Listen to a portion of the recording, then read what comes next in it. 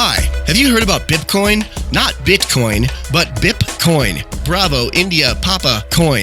Bipcoin is a new cryptocurrency that you can start mining today for free on ordinary computers. Unlike most altcoins, Bipcoin is not a clone of Bitcoin. Bipcoin is based on entirely new, more recent, and better code called CryptoNote. So unlike Bitcoin, Bipcoin has truly untraceable transactions, does not require specialized mining rigs, and has adaptive limits. Plus, Bipcoin is the only cryptocurrency covered by the BIPCOT no government license. This allows use and reuse by anyone except governments and government agents. If you're still kicking yourself in the head for not getting in on the ground floor of Bitcoin, start mining, using, and trading Bipcoin today. Not a guarantee. Mining Bipcoin costs you nothing but the electricity to run your computer. And we already take Bipcoin for stickers and buttons. Go to bipcoin.org. That's bipcoin.org.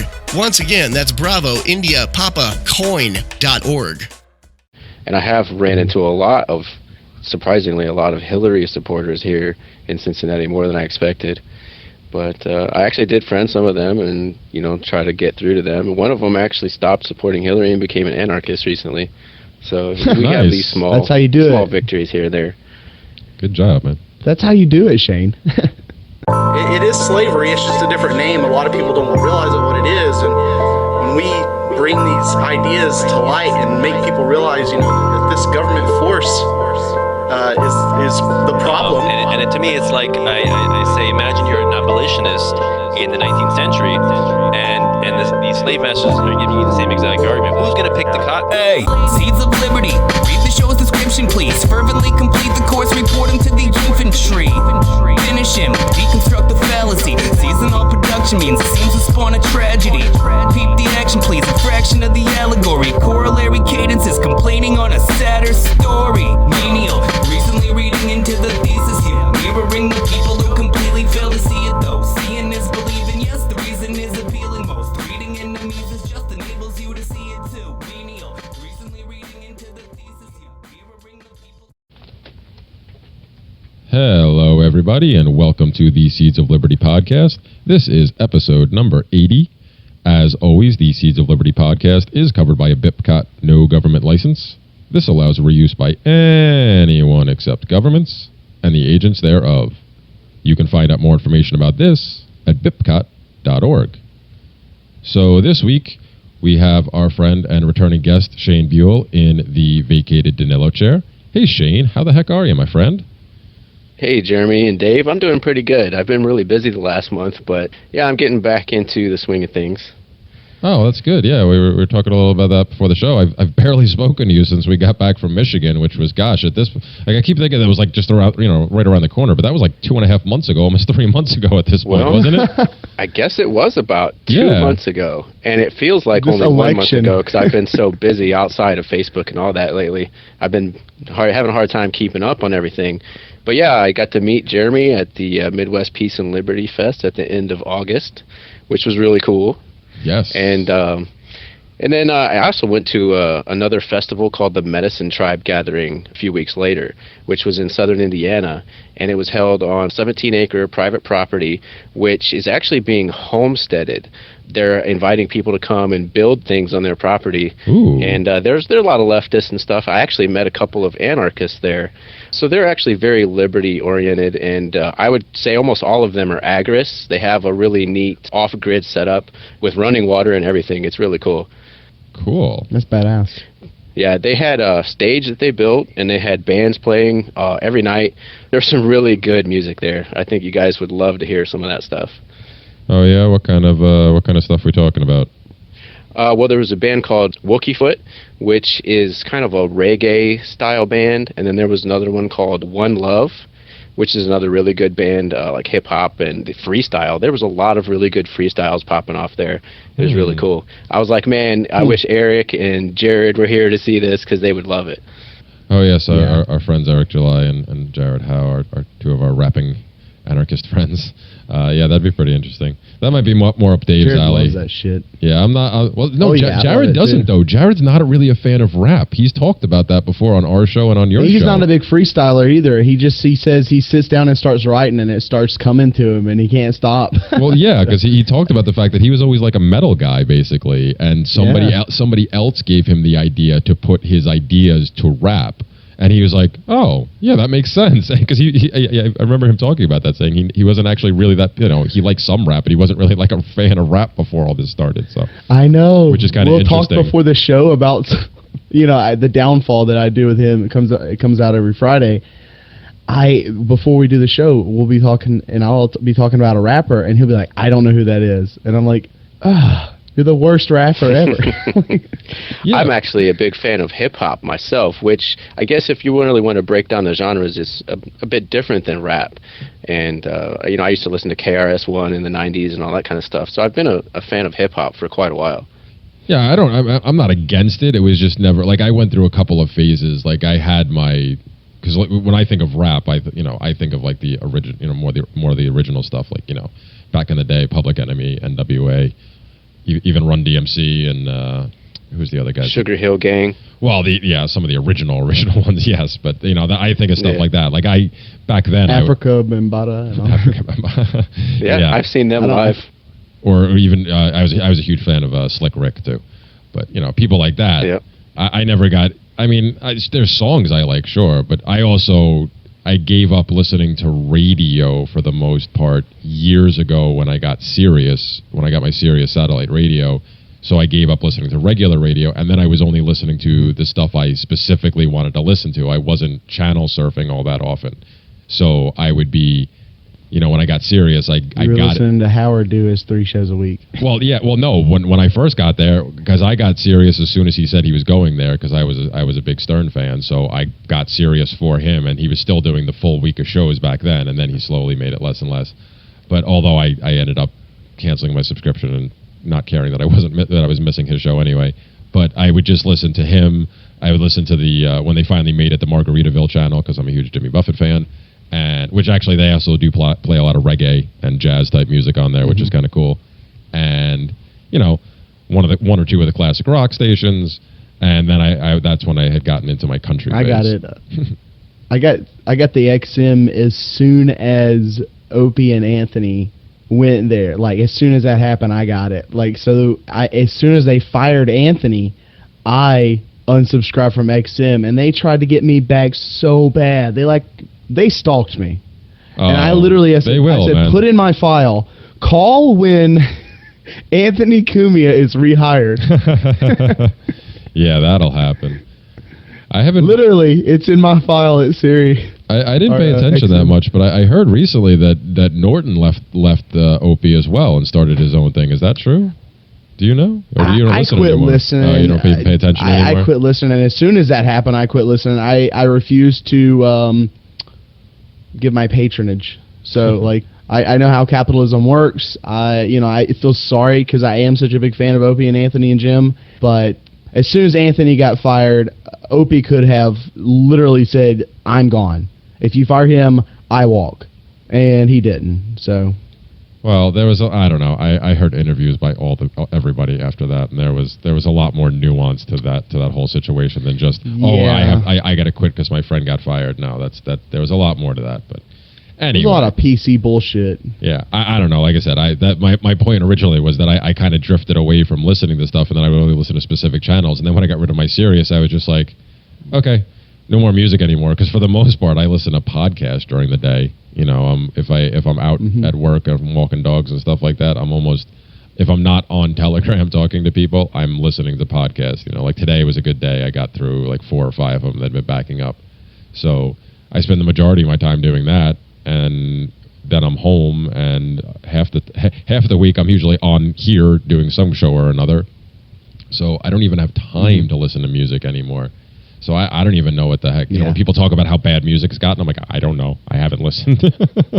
It's been a long time. I'm busy making propaganda. Leave me alone. Exactly. I got better things to do. I mean, I still do. Like I shouldn't say that. When I made the trek to Porkfest, I actually I still have one of those old school CD binders with holds 96 CDs, because yes, I still have CDs and I still will use them from time to time. I know a lot of people look at me, they're like, you still carry it? Like when I got there, half the people were like, you still carry those things with you? I'm like, well, I didn't before this week, but it made sense for me to have this rather than to rely on my phone, which the battery dies, regularly, especially if I'm using it to play music constantly.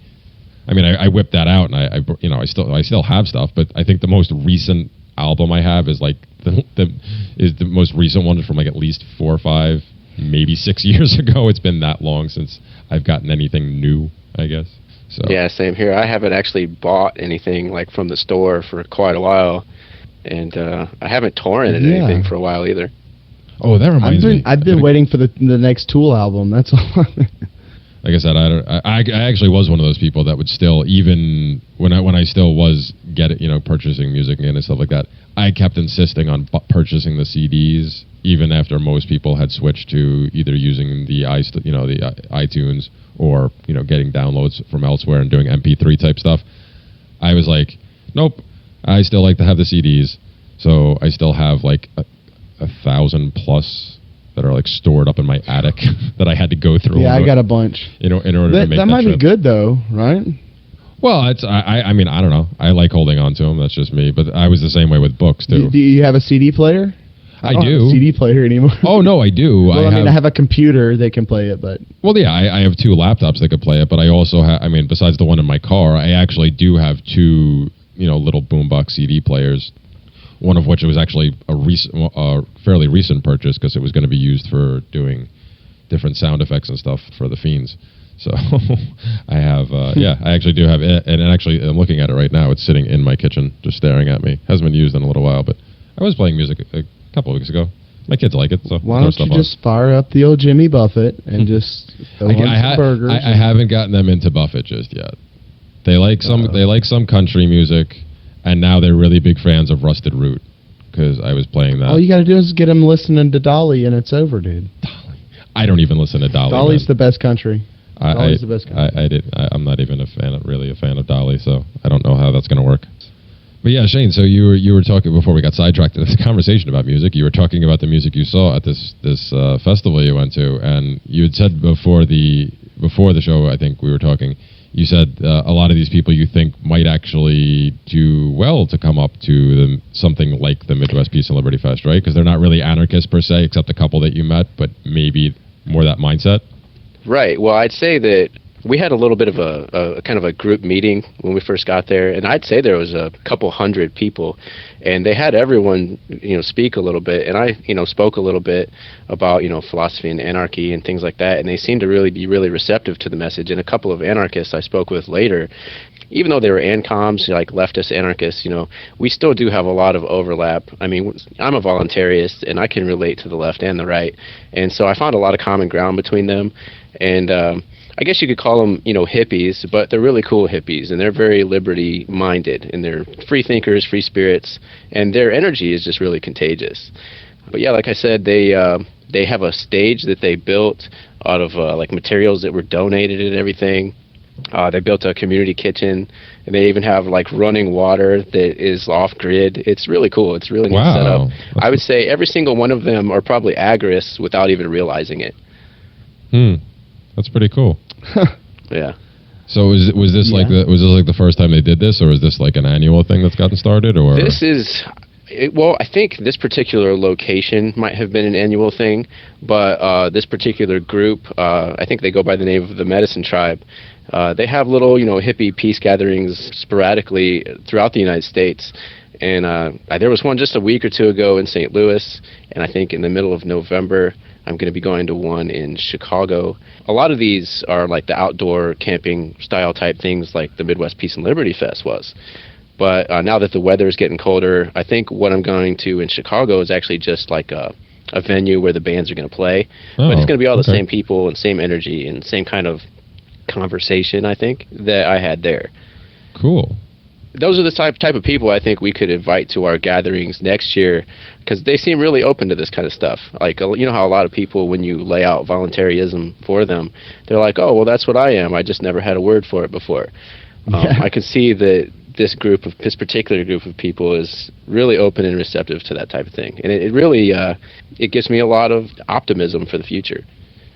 Yeah. Once you find those people that are open to the non-aggression, side of things, it's pretty easy to keep pushing them towards things over and over and over, because it's like, hey, well, I mean, if it's not good for this, then shouldn't it also not be good for this? And then it's like you just keep boom, boom, boom, boom, boom, and it's just you're knocking down blocks after that, and it's that any kind of residual like aggression that they want in society is gone.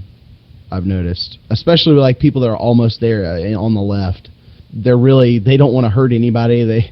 They're go along to get along people.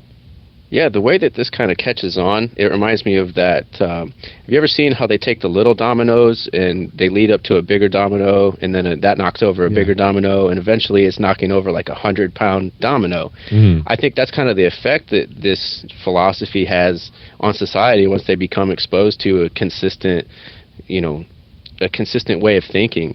That just inevitably leads to that conclusion. And I think it's catching on kind of like exponentially now at this point. Because it's weird how I've 3 times now in like the last month just ran into anarchists randomly where I've been and didn't expect to find anarchists. Yeah, we the royal we're everywhere. I mean, yeah, that's cool though. That the collective of individuals. Exactly. No, but that's kind of cool though that they have this kind of roving festival thing. That's actually something we've been talking about recently, about just having either festivals going constantly or different events like that going all year round across the country, or get people that are willing to. Was I talking about it with you, Dave? Was that on one of our shows? I don't remember who's that conversation was with, but we were talking about getting an actual roving festival, like just one that people who can. It just goes around the whole country? Well, yeah, because most of these festivals, or at least the ones that are usually 50 or more people. Well, what you do is you wrap a festival around a market, and you just have like a roaming agorist market. Well, yeah, that's what I was getting to. That was that's the kind of the discussion we were having about it would. The only that might way have been me.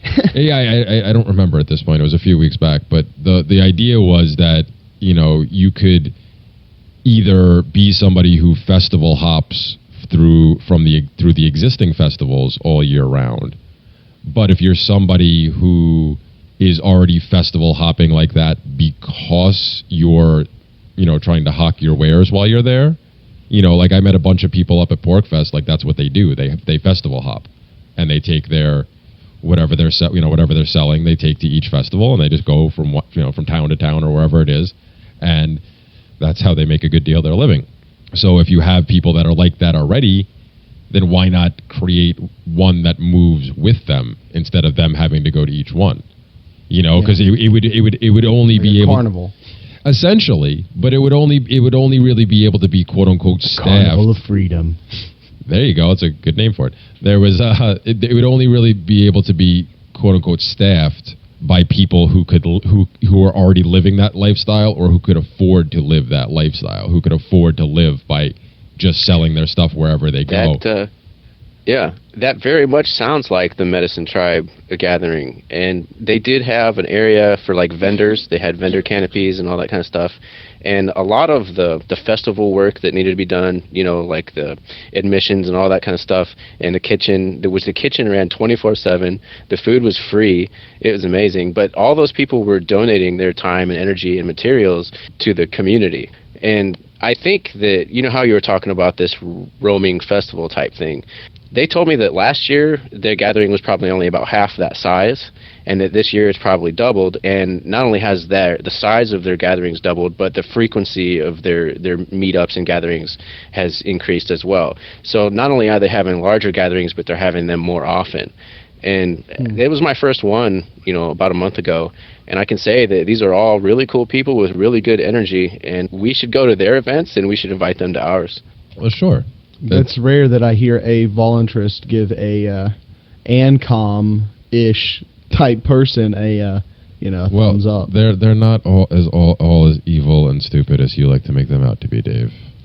I would say they are the They're ancoms, but they're not Marxists. They're not the statist communists. They probably don't even identify as communists for the most part. And I would say it's similar to probably the Rainbow Gathering in New Hampshire, which I have not really attended, but I heard Rob Mathias talking about it, and it sounds very much like the Medicine Tribe gatherings. Yeah, well, that's what I was. We were talking about the roving festival. Like you said, they're springing up everywhere. I mean, if there's a core group of people that's traveling with each one, then yeah, that's what they would essentially be doing. And it sounds like what's getting, or even if it's just being done spontaneously or by different groups in every area. In either case, it sounds like what they're doing is they're essentially setting up, impromptu communes. Yeah, pretty much. It's a whole lot of spontaneous order, and it's growing in popularity. And I think there's a lot of overlap between the two communities, and we could learn from each other. Well, what else? They call it medicine. So what else do they do besides music? Do they have talks and stuff, or do they have?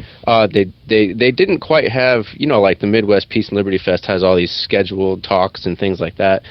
But basically, it's all pretty much random. You just walk around and talk to people, and everybody's got their thing that they do, whether it's activism or, like you said, vending whatever it is that you make or produce.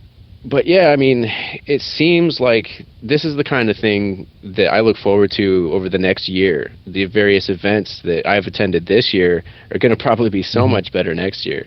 And I really look forward to getting more people involved. I would say that they have a core group of about 100 people that probably roam around and attend each event. And they all pitch in and help each other out in the kitchen and things like that.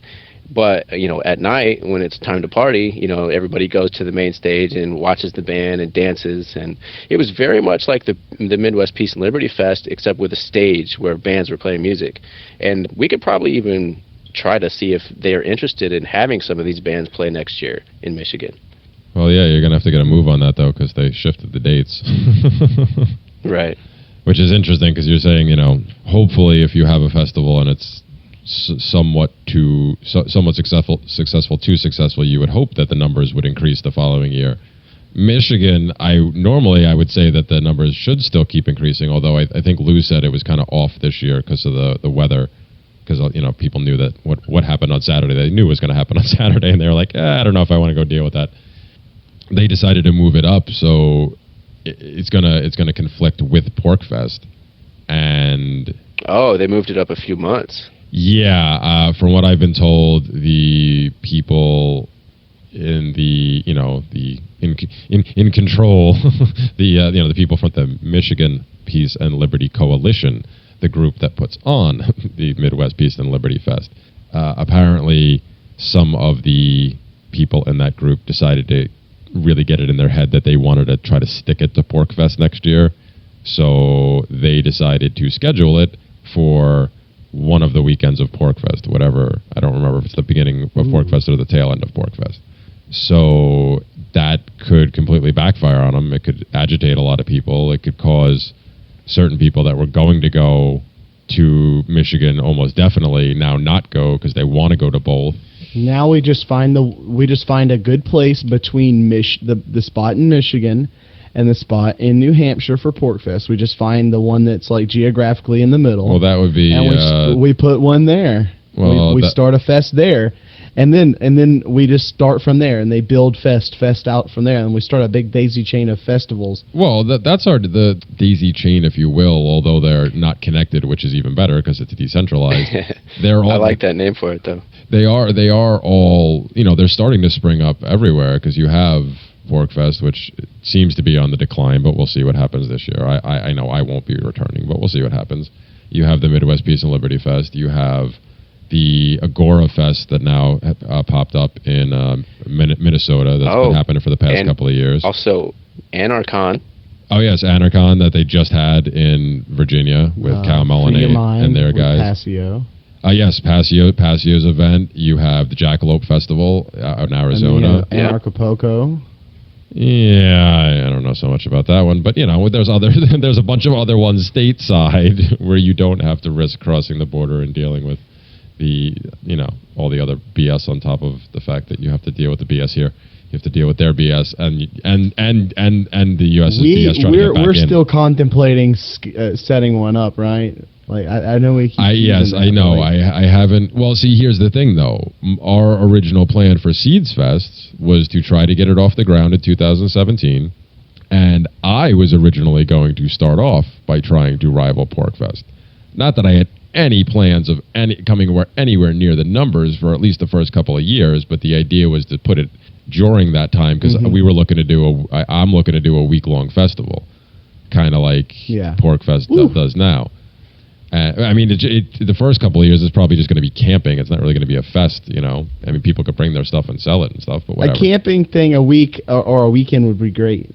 I think a weekend would be great. Just pack it full of speakers. It'd be awesome. Well, we're gonna work on that. But the point was, that was the original plan. Once I heard that the Midwest Peace and Liberty Fest had gotten shifted to that, I'm like, well, there's no way in hell I'm having it that week now, because I'm not going to have all three of them go on at the same time. That's just ridiculous. Yeah, that's ridiculous. Plus, I would like to go to the Midwest Peace and Liberty Fest, so that's also not going to help.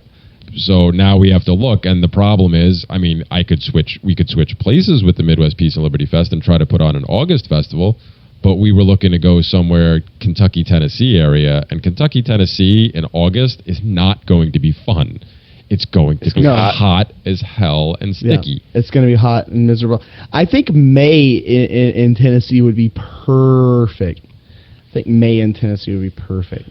Yeah, see, the weather-wise, it'll probably be closer to third ideal. week in May would be. Yes, but thinking logistically, for May, the problem is when you get towards the end of May, you have Memorial Day, unfortunately, which does affect travel plans for a lot of people, and then you also have the fact that PorkFest is only a month after that, or this year it'll be the two things that are a month after that.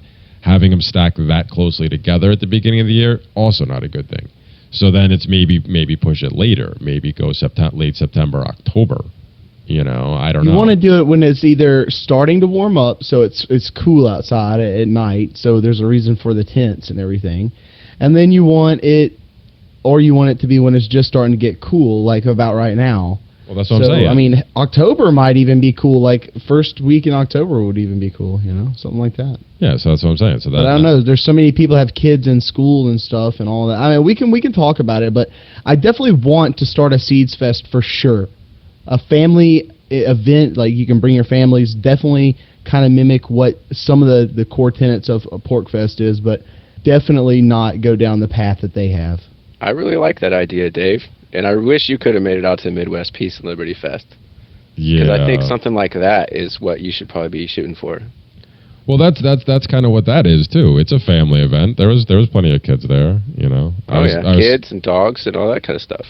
Yeah, I was supposed to have my kids, couldn't bring them, but plenty of other people did. And then I had Murder Dog. Plenty of other people had their dogs. But that's the type. Yeah, that's exactly that type of thing where. I mean, they call it a fest, but really it's just a bunch of us hanging out. I mean, yeah, there was a couple of speeches. And then there was other events that just kind of came up impromptu, like the wedding, right? Oh, yeah. Actually, there was actually technically two weddings, wasn't there? There was two weddings. Yeah, there was two weddings. And something else happened. I can't remember what else happened while we were there. I did a lot of drugs. But there was a wedding, and there was two weddings at the dance, which was more of a ball type thing. Oh yes, the ball. I missed that. That's why I missed the whole thing because I slept through it. Oh, that's right. Because I had been up for over 48 hours, and I had just driven 11 hours to get there, and only took a 2-hour nap in between. And I was like, yeah, I need to sleep a little bit. We need to have our own little fest. Is all. It'll be fun. Well, it's just to have listeners and people from the group and everybody just come. We can have some live videos. It would be a lot of fun to just have everyone kind of see what we're doing and actually kind of see like IRL us, Yeah, but I don't see. But you don't actually need our own fest to have that happen, Dave. You just have to get out and go to some of these things. I know. And plus the original intent of doing something somewhere in like possibly Tennessee or Kentucky was the idea of trying to get a centralized location for more people so that we could pull more people in and we could, because the other, what you're talking about would be great. Unfortunately, our listeners and our other friends are all spread out across the country. Some of them aren't even in this country, so like just because we have it doesn't mean we're going to really get anything like that. I think just the idea of having more of these. I mean, do I want to have one that I could try to hopefully shape a little bit more? Sure, that's always nice. So having an actual Seeds Fest would be great, but just having these type of things pop up everywhere is what I'm really looking for, so that there will be one going on almost all the time. Like, every month, every couple of weeks, you'll be able to look around the country and there'll be somebody doing something somewhere.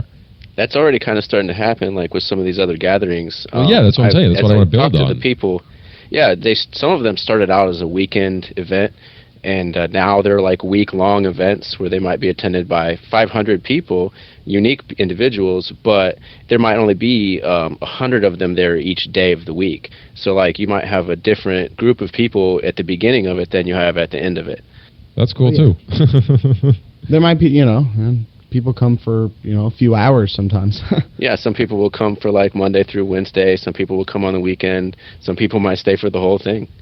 Well, sure. And that's what, when we had Alma Summer back on months ago before Jackalope, she talked about that, and we got into that discussion about trying to get these going everywhere and trying to get more and more and more of them, and the fact that you can start them out just small with a couple of friends and a week, because that's Jackalope started out it was only a weekend thing to start. They only started doing this was either the first year or the second year that they did a week long, because it was only like 3 or 4 days before that. And she talks about trying to get even just that one in general to extend even longer, like hopefully get more people to stick around and say, hey, let's do 2 weeks instead. And just getting these things going. You can have small stuff like they have in Pennsylvania. They have the Anarchy on the Allegheny, which they've done now 2 years in a row, which I believe is a rafting trip or a canoe trip or something. So I think it's just a day trip. I don't even think it's an overnight thing. I think it's just a day. But they all get together and they put the event out there for other people to try to see and say, hey, if you're in the area or anywhere close, if you want to come down, and that's how we build stuff like this. I did it for the first time in two events this year, with Pork Fest and the Midwest Peace and Liberty Fest. The only thing I had been to before was Liberty Fest NYC, which I went to twice or three times, one of which, one time with Danilo. Twice with Danilo, I think. Once or twice with Danilo. Anyway, it was nice to talk to everybody, but you're still like in this bar, and it's still like, which is an atmosphere I don't normally enjoy anyway. I'm not much of a bar person anymore. So, I mean, granted, the second one we went to, the place was really nice. They had it was a really nice bar with a big ballroom and stuff. So, it was nicer, but I like to be outdoors, and there's something about spending a weekend or more with a bunch of people that you don't really know, or maybe you've just talked to online, that you just like, especially when everybody's just hanging out and being so like chill, because there was really no problems, at these events that I've been, any of the ones that I've been to. I mean, sure, are there going to be problems? Absolutely. There are always going to be problems, but there's really nothing major, and everybody just kind of hangs out and gets along, does their thing. And it's such a trusting environment that, at least the things that I've been to, because heck, when at Pork Fest, I had my box of Bipcot koozies sitting out on the edge of our little campsite with a sign that said, $2 and a bucket next to it for money, and I left it out there all day long. And people just walked by and dropped in, took change if they needed it, and it was fine. And people did this everywhere. Same thing in Michigan. There was people that set up, they had like eggs or whatever it was they brought that they're selling, just sitting out on the edge of their other campsite. They're not even there. They're down doing something else, watching a talk or doing some activity or getting some food. And people just walk by, grab their stuff, put the money in, and walk away. And no issue. There's no security cameras. Everybody's just on the honors system. I mean, heck, one group of people had a setup where they had a popcorn machine. Or no, there was a Pork Fest. They had a popcorn machine and a cotton candy machine. And they had this giant tent, and it just sat out front of their tent with a huge sign on it that said the prices, and then gave the hours of when they were considering themselves off duty and when you were on the honor system after that. And they just left it out. Wow. And drunk people would stumble around and find it in the middle of the night and go, ooh, popcorn, and they'd pull money out of their pocket and they'd throw it in. Or if they were sober enough, they'd grab their phone, and if they could manage to hold the phone still enough to scan the Bitcoin barcode, they'd do it that way. Yeah. And it's great. And just, like I said, there wasn't really security. People were armed because people are allowed to be armed there, but allowed. But it was, it's just such a chill environment that you really end up. It's kind of hard not to bond with people. You have to really like. And I'm saying I'm gonna try to get to some next year. You really should, man. Because I mean, I call myself an introvert, but like even for somebody who like me, like it's really hard. You have to be really introverted to not like make some kind of connections, just because there's people everywhere, and most of them are pretty cool. I know, and I know. I'm gonna want to get a hug from everybody, and a high five. I don't know, man. I've been not in the best financial situation lately to be traveling anywhere. So, well, yeah. Shane, what do you think about Trump saying? What do you think about Trump saying today that he'll accept the election if he wins? Nice segue, Dave. I was unaware of that. Man. What did he say, Dave? Exactly what I just said. He said he'll accept the election. So he said if he wins, he'll accept the results. But if he doesn't, does that imply that if he doesn't, then he won't? I mean, essentially. See, I just caught that right before we got on, right before we started recording. I was just looking at Facebook and I saw somebody had a post about it, and I didn't have time to verify, but I guess he actually did say that. So yeah, the implication. Those are verbatim words. No, I'm not denying you. I'm just saying I didn't have a chance to. But if that's what it is, okay, fine. So as Shane said, yes, that clearly implies that he's not going to accept it if he loses. So right, it's not what he said; it's what he didn't say. Well, you always have to remember Donald Trump is a master of getting the media to talk about something so minute that he can go, oh yeah, I was just joking about that. I'll totally accept the, but he can get them to 24/7 talk about that. Well, he's a master of that. He could either be getting them, or they could just be, depending on which side you want to take, they could just be doing that anyway, because that does seem, leaving what's come out through the WikiLeaks stuff to the side, it really has seemed that the media, as usual, is looking at any opportunity to jump on him, especially when news is about to come out about Hillary, or has just come out about Hillary. So, could Trump be playing? It's so blatant at this point. Could he be? Yeah, but could Trump be playing them too? Sure. Or could they all be playing for the same team, which I still think is most likely. He's gotten them a few times. Yeah. He got him a few weeks ago with the whole, he had a big announcement about Obama's birth certificate, and then he had like 20 Medal of Honor winners talk really, really highly of him, and then he said, oh, hey, Obama's a legit citizen, born here, nothing else to say about it, have a great day. And, he had the entire media watching him there. It was like, it's insane, like, they are getting pulled every direction he wants them to, and they really don't understand the Streisand effect at all. At all.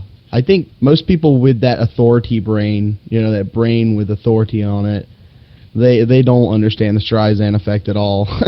Even if they understand it, they don't recognize it when it's happening to them. That's a common problem with a lot of people.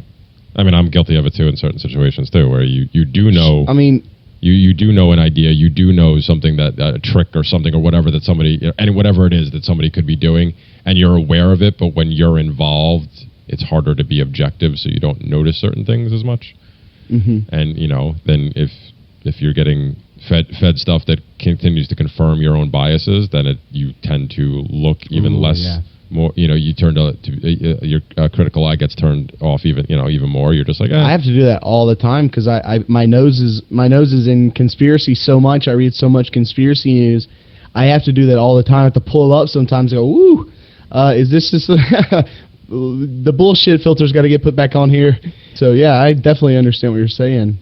Yeah, and like I said, it could be with anything, but that's what happens when you get when you're immersed in it.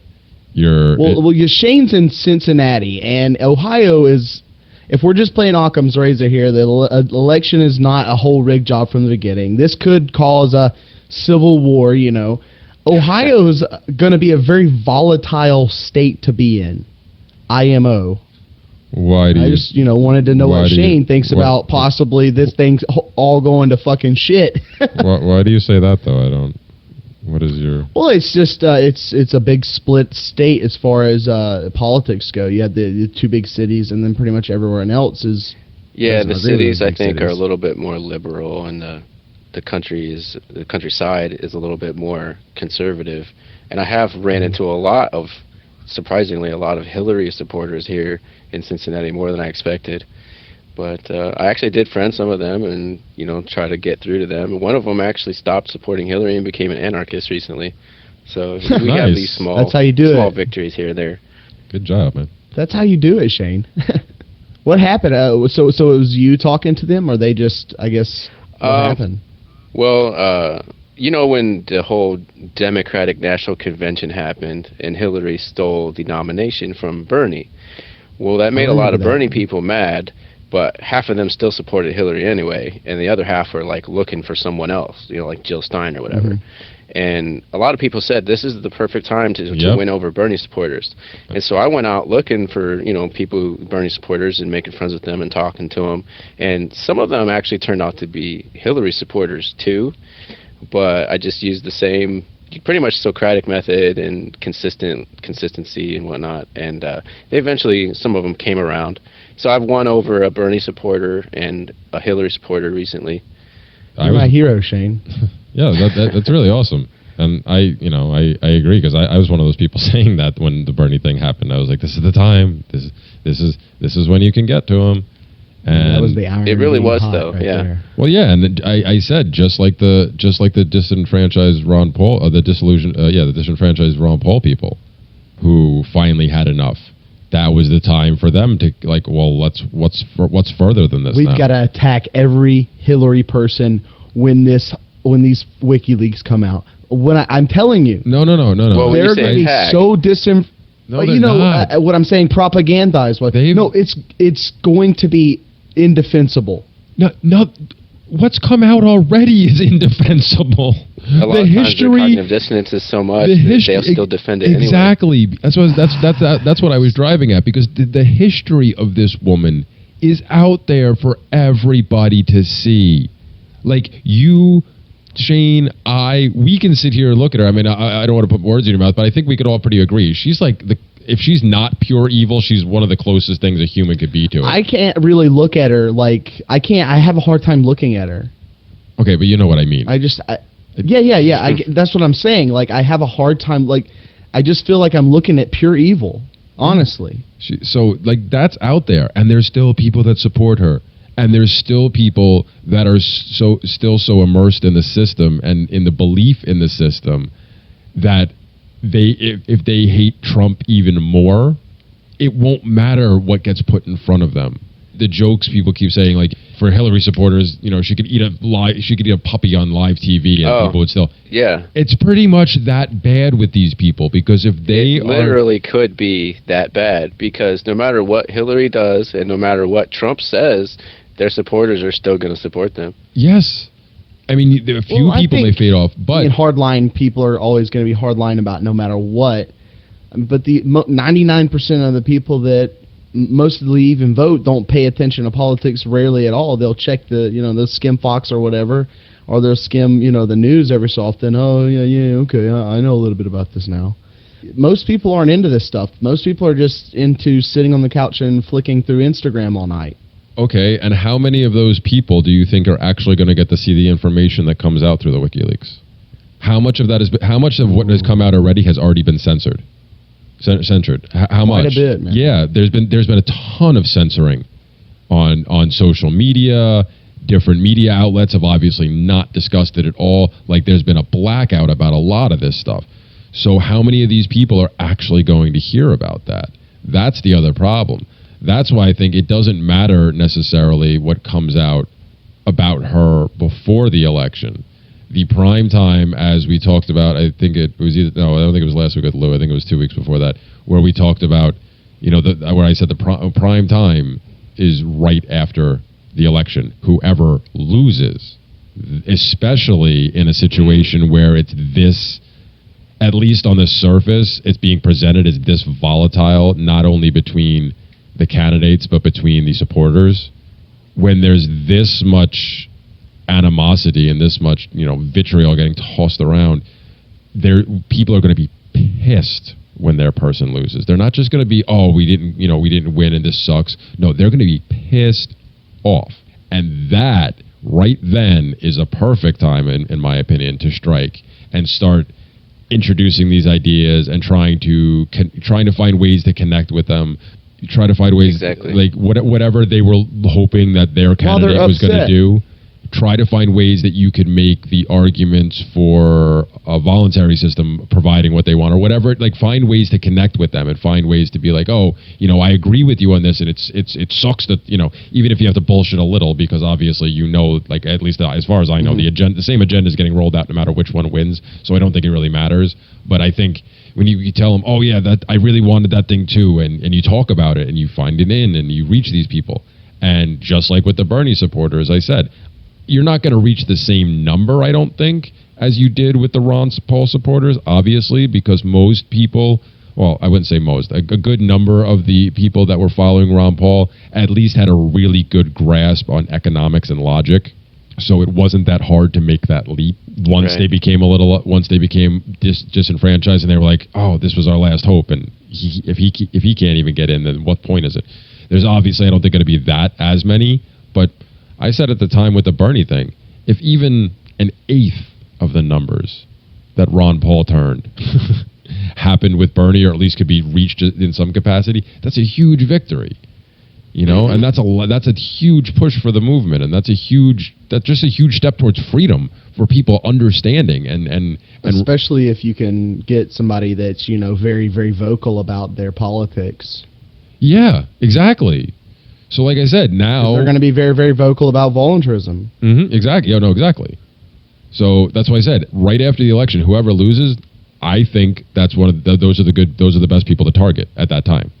Those are the people to go to and reach it, like you were talking about, Shane, about reaching out to the Bernie supporters.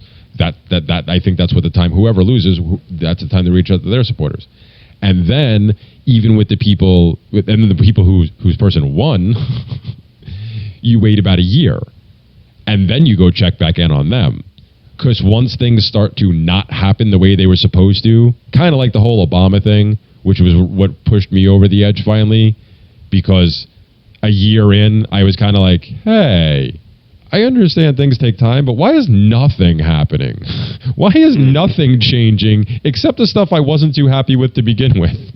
So a year and a half, when things start, when it starts to dawn on people that, oh my God, there's nothing changing, it didn't matter, that's the time to get to them. Because unfortunately, if you don't, and I'm not saying obviously not everybody can be gotten to and like whatever, but when people aren't given that new information in that time frame, it's very easy to slip back into your old mindset and just say, oh, well, you know, this sucks, I hate all politicians suck, I'll just wait till next time and vote again.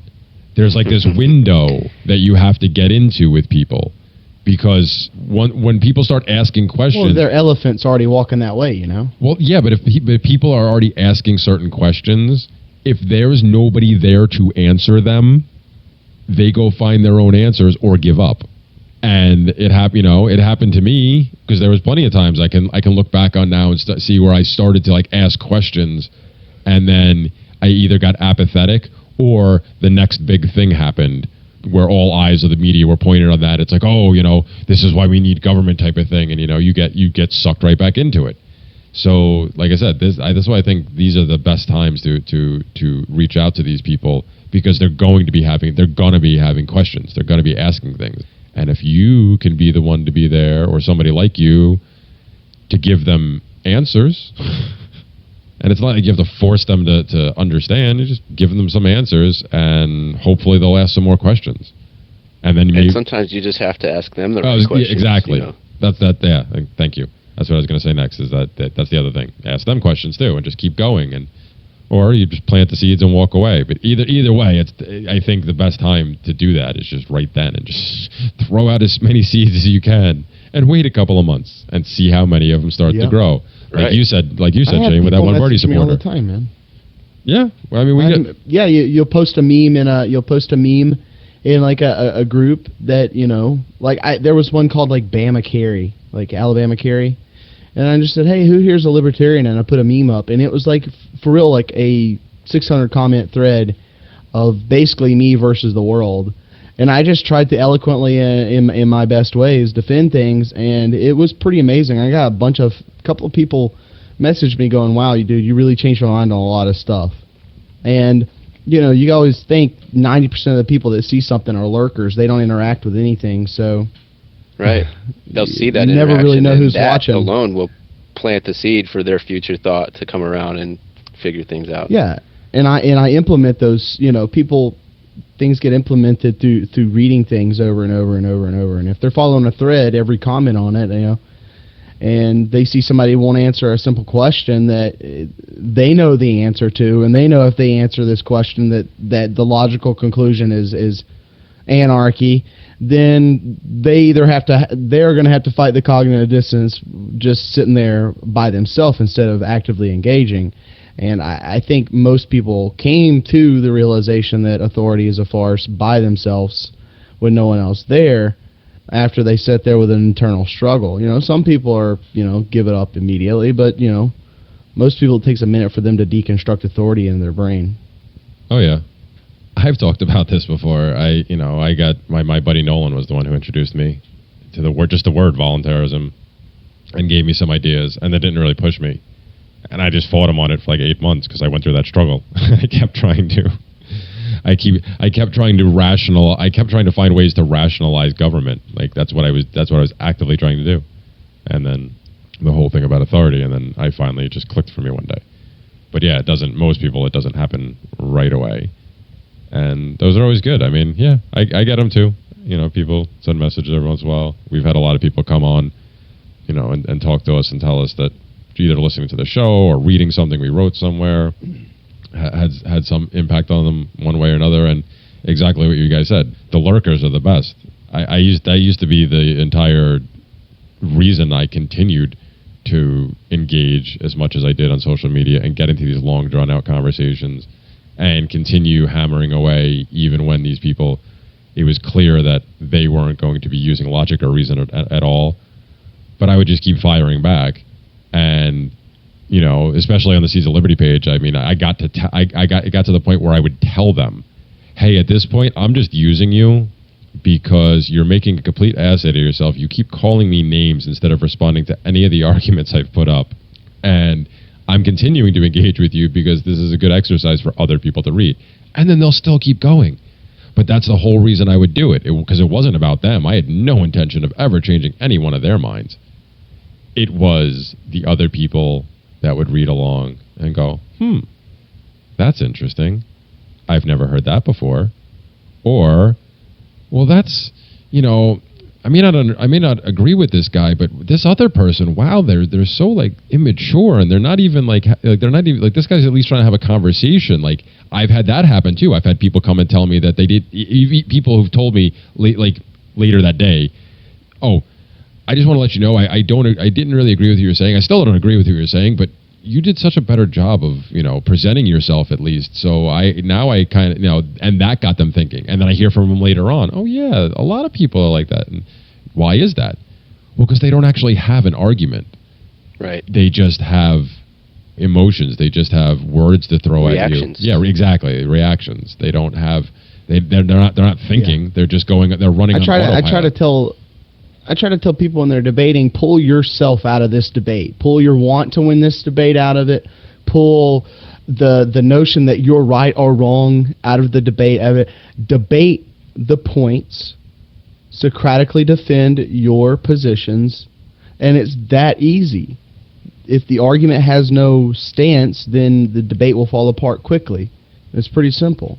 Yeah, that's why some of these unrelated groups and pages that might have large communities and followings, it's good to be kind of active in those because, like Jeremy said, the lurkers will take notice. And I've friended a lot of people from, various communities like conspiracy theorists and hippies, and a lot of them seem to be ready for a message like this. And you'd be surprised how many people, once you plant that seed, it doesn't even take them 6 months anymore. They'll think about it, and sometimes even in 6 weeks they'll come back and say, hey, you were onto something. Yeah, and like I said, that's why I think, especially during these times of need for these people, when they're very distraught because they've been let down once again, it's the best time to plant these ideas, because then they have a tendency to stick a little further down. If you get them when they're versus when they think everything is, at the very least okay, and they would maybe just want to tweak a few things. Then it's a little harder to get through to them. But when they're already feeling down about the system or feeling like they've been wronged, their candidate's been wronged, whatever it is, that's a really good time to drop it in. And I think it was something Luck and Rosa said a bunch about. It may not be the first time, but if you just leave that information there, the next time they come across somebody that has the similar ideas, it won't be like foreign to them. It'll be like, hey, wait a minute, I've heard that before.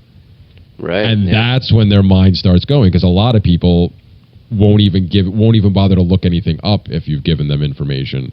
But as long as the idea stays there, some people will. Some people immediately are just naturally curious and will want to go look something up if you've given some words they've never heard before, or try to get a grasp on some ideas you presented that they've never really thought about before. Some people will go out and try to look right away. A lot of people will just, oh, okay, and then just kind of forget about it. But if it sits in their mind, the next time around, it's like, oh, wait a minute. This other guy over here was talking about that. That's interesting. Two different people. Don't know it. I don't know if they're connected at all, but same ideas. Maybe I should look into this. And that's how it starts for a lot of people. And I think it's the best I can hope for out of this or any election, but specifically, it's not specifically, but especially this one, because, like I said earlier, there's so much hostility on all sides. There's so much hate and polarity going on right now. I know a lot of these debates can be draining, especially in the larger groups with people who aren't familiar with consistency or anything like that. But it kind of is worth it, because I think it'll, like you said, it'll pay off down the road. I think this year, there's a lot of hate and polarity, but I think next year we might see a lot more like love and unity type stuff. What? I definitely think so. What do you mean? Well, like, instead of everybody being, choosing sides, it's this versus that, left versus right, black versus white, men versus women, that kind of thing. I think instead of people squaring off into their corners, I think they're going to try to find more common ground and meet in the middle once all of this election cycle is over with. You could hope so, but I don't. Well, let's just look at a recent historical example. Did that really happen after Obama? Because despite how just pure evil Hillary is, there was at least it seemed, just as much vitriol and just hatred being thrown around during Obama's first run, because there was so many people that seemed to be so adamantly against him, and just so much hostility, and there was a lot of threats, kind of like the threats of, if Trump wins, I'm leaving the country. But yeah, there was plenty of stuff with Obama. If Obama wins, I'm leaving the country. It all went on then, and like I said, for me, it was that first year. By the end of 2009, I was like, there's something going on here that I need to look further into, because this is really messed up. Like, I didn't really like the guy to begin with, but he really didn't do anything he said he's going to do, and it seems to be getting a lot worse really quickly. And I don't recall it. It seems to have gotten worse over the last 8 years. It doesn't seem to level out for me at all and just get ramped up again. Did you guys see differently? Did it seem like there was more peace and love during the last 6 years that I was missing, or something like that? Well, maybe this is an anecdotal type thing for me, because I've had friends who were kind of liberty-minded. I've had a lot of minarchist friends for like 2 decades, and some of them were starting to come around. But then when this year, this election cycle hit, they kind of divided themselves into left and right. And a lot of them became like Trump supporters, and it blew my mind how they were making so much progress, and then they kind of took a few steps back. So hopefully, after this is all over with, they'll kind of, when the dust settles, they'll kind of see a little bit more clearly. I think everybody's got tunnel vision right now on this election. I mean, even in our programming in the last few months, we've heavily been talking about it. It's consuming. It feels like the whole world right now. Feels like everything's hinging on what happens. Yeah, but again, economically at least. See, I don't know about that, because I don't know why, unless the rest of the world is that dumb too, that they really think it matters. Because I keep trying to tell people this, it's not going to matter. It doesn't matter who wins. The same economic stuff's going to happen. There's still, the only difference is where whoever wins demands the money gets taken from and put towards. It's like it's still the same amount, if not, well, probably more, is going to be spent. So they're just going to move it around. So it's not going to change anything economically. It's still going to screw everything royally. It's not like if Trump wins, they're going to make the situation better, because he can't. No one can. There's no way to make this situation better without letting it actually just die. That's the only thing that can fix this, because it's so far gone that we're not talking about the Phoenix here. It just needs to die and go away. Right. Yeah, like it's like the fucking dodo. Yeah, and for any leftist or hippie type people like Shane was talking about earlier that may hear this, it's the humane thing to do. Just let it die. It is the most letting the state die a quick and painful death would actually be the most humane thing to do to society. Euthanize the state. So exactly, like I said, to me it doesn't matter who gets in. I don't think, and I want to believe that more people are going to be disenfranchised.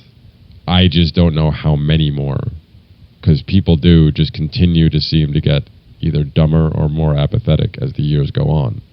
And yes, I would agree with your assessment from earlier in the show, Shane, that the numbers are increasing, and sometimes it seems exponentially, because I go through surges where I come across new pockets of people that I had no idea about whatsoever, and they're all anarchists, or they consider themselves, little L libertarians, whatever. Mm-hmm. Wow, and I'm like, if I didn't know any of you existed, so okay, great. I had no connections with anybody at all. So there's more. So there are. It just, there just seems to be times where it ramps up and there seems to be more people. So hopefully that's the case. Maybe not exponentially, but it does seem to come and go in waves. Mm-hmm. And perhaps these waves are like every 6 months or so. You plant the seed and about 6 months later it grows. Yeah, well, that's what we got to do. It feels like that, right? Yeah. I've noticed I just, anecdotal, I know, but I've noticed I'll just add people on Facebook. And I'll notice that if I just keep posting, they'll eventually just be like, what the hell? And then not only it's a big argument. But you know how, when you add someone, they see all your interactions, on their news feed. A lot of the stuff you interact with will show up in their news feed. And so it might not even be something you posted that they'll see and interact with. I've seen that happen a lot of times when I've added friends from other communities, and then they'll interact with an anarchist post, and I might not even be there to see it. And you know how someone will make a fallacy and the anarchist will jump all over it. That kind of stuff happens all the time, and I'll come back and see this entire discussion that took place while I was not even around. So a lot of times that kind of stuff happens, behind the scenes, and I don't know, I think it's really promising to see that kind of stuff happen, with friends that I've added. Sometimes they'll come around on their own or think they did, and it had very little input even from myself. Yeah, I've noticed that. No argument, no nothing. They just go, you just see them transform. It's really weird. That is why we need to keep, when I speak of we now, I'm just talking about the three of us. Anybody else is welcome. Who's this we? Do you have a squirrel in your pocket? No, it's the squirrel in the trousers. But no, the three of us here, that is why we keep doing what we keep doing, and that's why I would encourage others to do the same. It really is, though. Those are the kind of, when I find out that someone else is, taking those kind of steps in the right direction, and it might have been because of something I did, it makes me feel really good, and it motivates me to keep doing it. Absolutely. And anytime either I or our page gets a message, it says something to that effect, it's like, yeah, all right. It makes it, I've said it the whole time, it makes everything I do here worth it. All the hours that I put in, with doing the shows and trying to learn about editing and messing around with different stuff and trying to deal with all the other BS, trying to keep the page alive, all that stuff, it makes it worth it to me, because that's why I'm doing this. I set out at the beginning, once I decided that I was an anarchist and decided that I wanted to be an activist of some sort. My first goal then, and still is today, is to be the best example for my kids that I could possibly be in regards to trying to spread this message and try to show that reaching out to other people and trying to plant the seeds with other people and hopefully get them to hopefully they'll come to this understanding too. So that's why I keep doing it, and that's why I take on all these projects. I think we just added. I didn't really realize I was agreeing to do another show on a regular basis, but apparently we just started doing one recently called the AA meeting. That's going to be on Tuesday nights. I think we live stream it. It's pretty interesting. Oh, really? Yeah, it's our friend Bodhi Agora and Dylan Robinson from Veteran Anarchy. Is that his thing now? Like, he changed the name of his stuff so many times I can't remember. Yeah. And Paul Gordon from Disassociation Nation. Ah.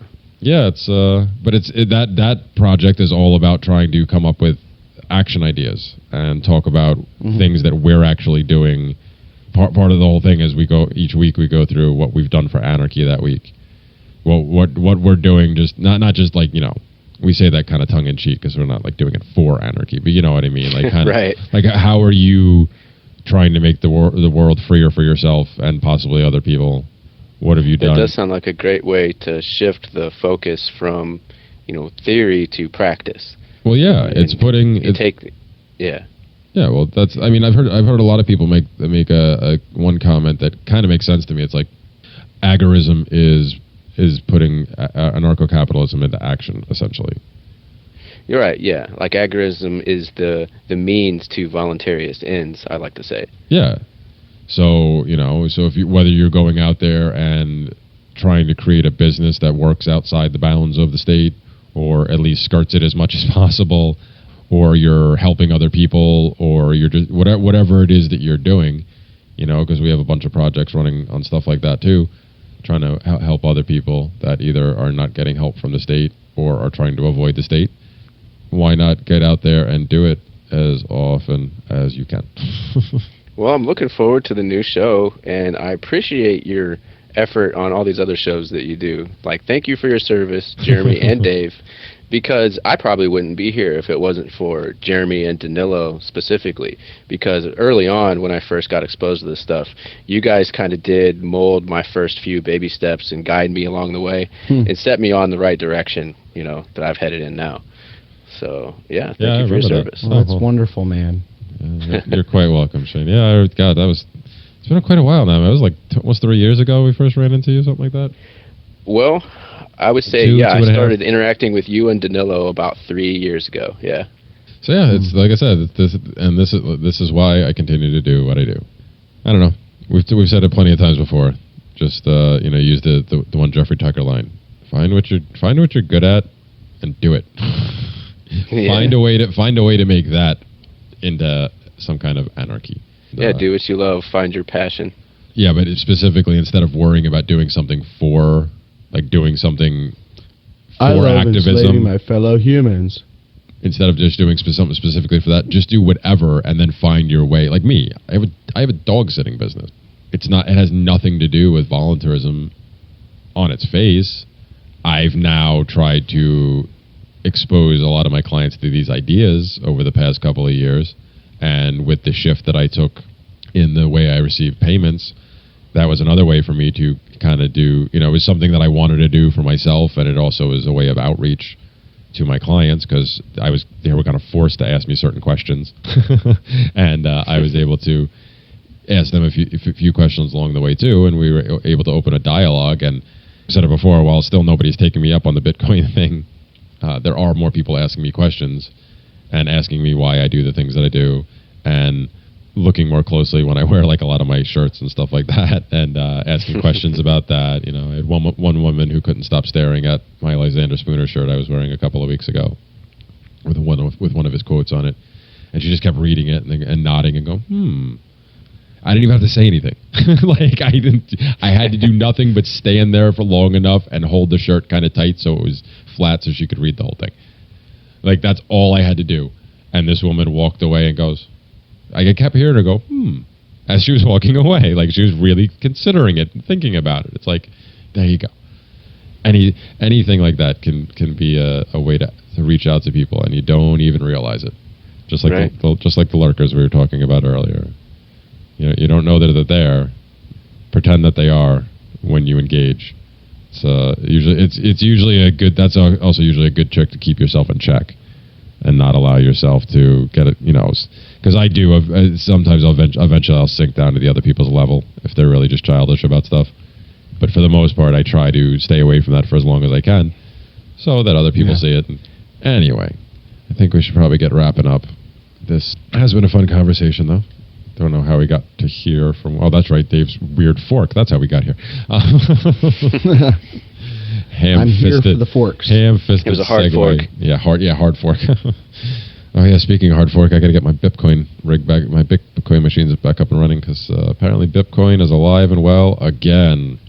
It's gonna be exciting.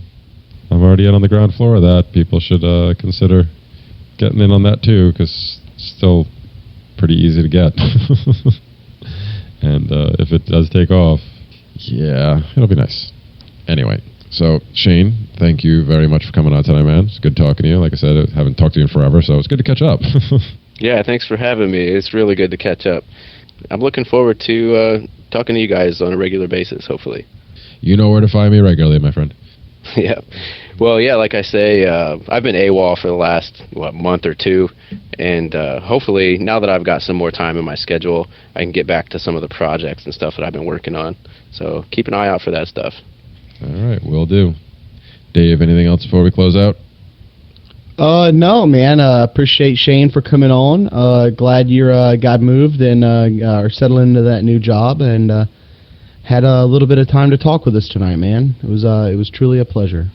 It was my pleasure. The pleasure was mine. All right. Well, we will wrap it up for this evening. This has been the Seeds of Liberty podcast. All of our information, as always, can be found at theseedsofliberty.com. And we will catch you next time. Peace. Peace.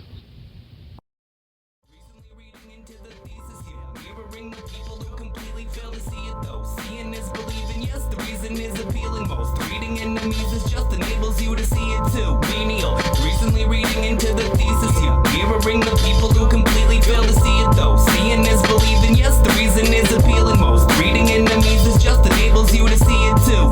Now that you put it that way, I have the answer to that question. It's projection. That's what it is. It's not a cop-out to call us utopians. They're actually projecting their own self-hatred onto us.